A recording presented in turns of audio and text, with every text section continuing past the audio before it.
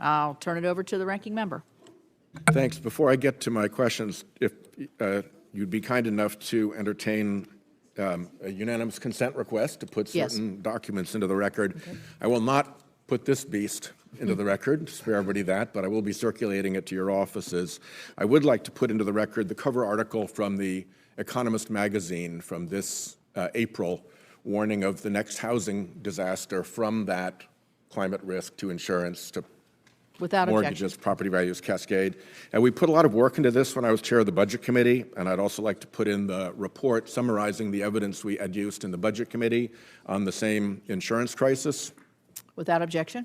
I have also a letter here from CREW, Citizens for Responsibility and Ethics in Washington, regarding the Zeldin nomination. Without objection. And finally, I have a letter dated January 15, 2025, submitted by the Climate Action Campaign and signed by over 70 environmental organizations concerning the nomination. Without objection. Great. Thank So you ordered, very much, yes. Chairman. Mr. Zeldin, welcome. As we discussed when we met, I said I was going to ask you some really basic, no-tricks questions about climate change. So let me just start with those. First, as a matter of law, is carbon dioxide a pollutant? Thank you, Senator, and I enjoyed our meeting with your team as well, and I look forward to working with all of you. As far as carbon dioxide emitted from you during that question, I would say no. As far as carbon dioxide that is emitted in larger masses that we hear concern about from scientists as well as from Congress, that's something that certainly needs to be focused on for the EPA. And as a matter of law, it is a designated pollutant, correct? Senator, while carbon dioxide is not named as one of the 6 in the Clean Air Act, the EPA has been treating it as such. Yeah, because of a Supreme Court decision that said so, correct? Correct, yes, Senator.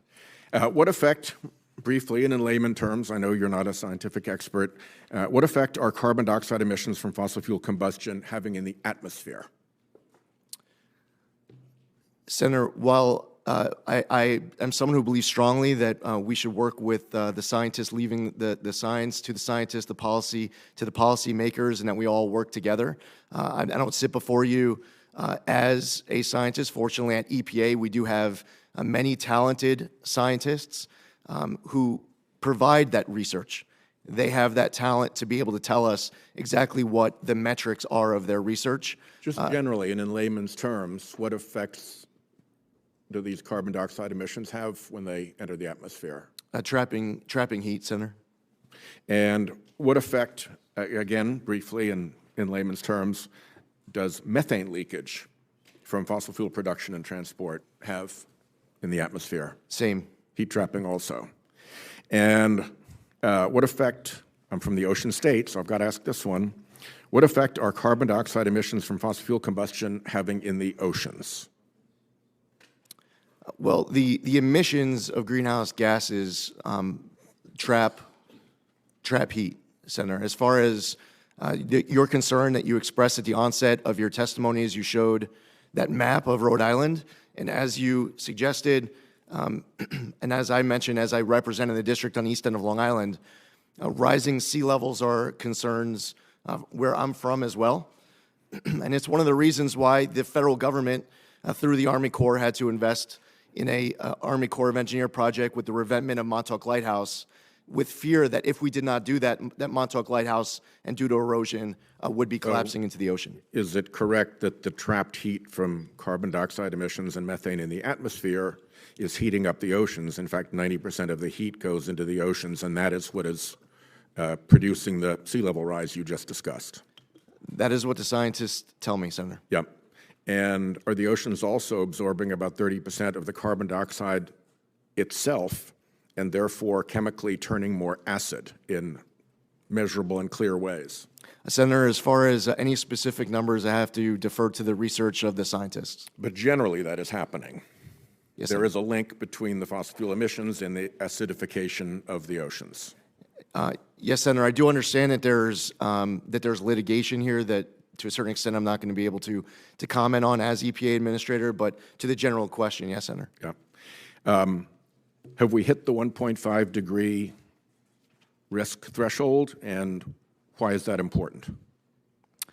Senator, again, as far as being able, throughout today's hearing, to be able to personally be citing and confirming specific numbers, that is something where I have to defer to the talented scientists to be able to provide that advice on an ongoing basis, whether or not we're hitting numbers at any given time. If you are confirmed, what are the key either climate or oceans tipping points that would concern you?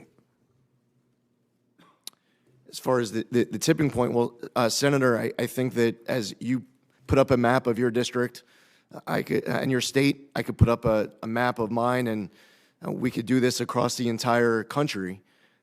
As long as that concern exists, where there is in fact rising sea levels, and I hear it from both sides of the aisle.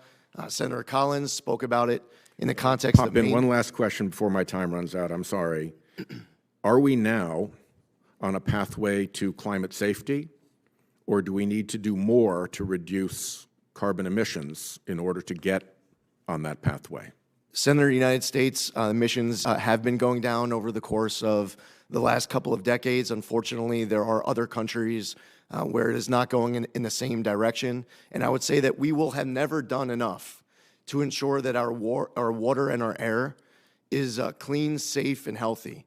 Whatever we do every day to achieve this objective, we need to wake up the next day looking for ways to do more. Thank you. Yeah.